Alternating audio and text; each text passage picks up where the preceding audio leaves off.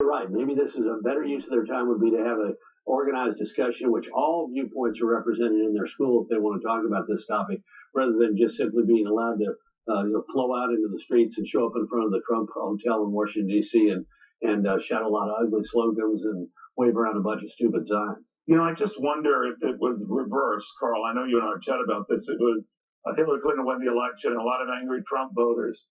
They would have been anarchists. Reading the press as I have on these kids and others, they're exercising their free speech. Sure. Yeah. Look, one would be a group of domestic terrorists, and the other are, idealistic young people out exercising their free speech rights, which in a way they are.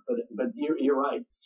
Children from high schools are being allowed to go out and take a day off from school. They're not going to. This is not a snow day, and my suspicion is the D.C. school authorities are not going to be too emphatic about making sure that they make up these days.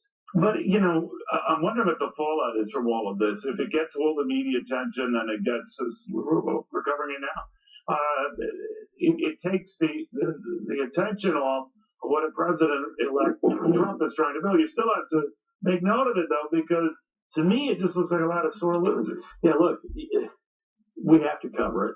It's a news story. People are out in the streets and so forth. But you know what it means with regard to the incoming president? Zero.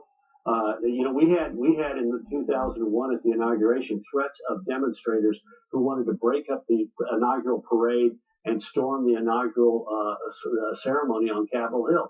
And there lots of press attention, lots of people screaming. I remember riding down Pennsylvania Avenue and having protesters and screaming and yelling.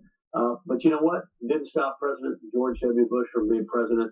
These kind of things are interesting news, but they're the background noise, and they're not going to stop Donald Trump from taking office on January 20th. He is 100% the president of the United States, just as the four people who were elected before him under our constitutionally sanctioned system with a minority of the popular vote and an electoral college majority have been. And to give President Obama due credit and Hillary Clinton, they were both stressing just that they were duly elected and fair and square, he won. But in the meantime, we have Harry Reid on the floor of the Senate. I don't even know what he's saying. I know that he says the most outlandish stuff. And I understand, Carl, that you could say any outlandish thing you want on the Senate floor and not be held accountable for it. Well, among the many things Harry Reid has said on the floor is that Mitt Romney paid no income taxes. Look, Harry, one of the best things about this election is this is the last time we will see Harry Reid in public office. He is he has proven himself to be a despicable human being in his personal conduct in the political arena.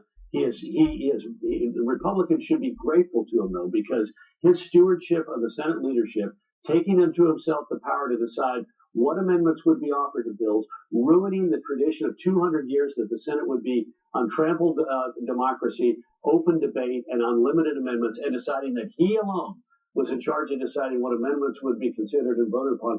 This is what caused the Senate Democrats to lose their majority in 2014. It is a good thing for American democracy that this man is retiring to Searchlight, Nevada. It's not too soon for me. January 4th can't arrive too early for Harry Reid to hit the road and go home.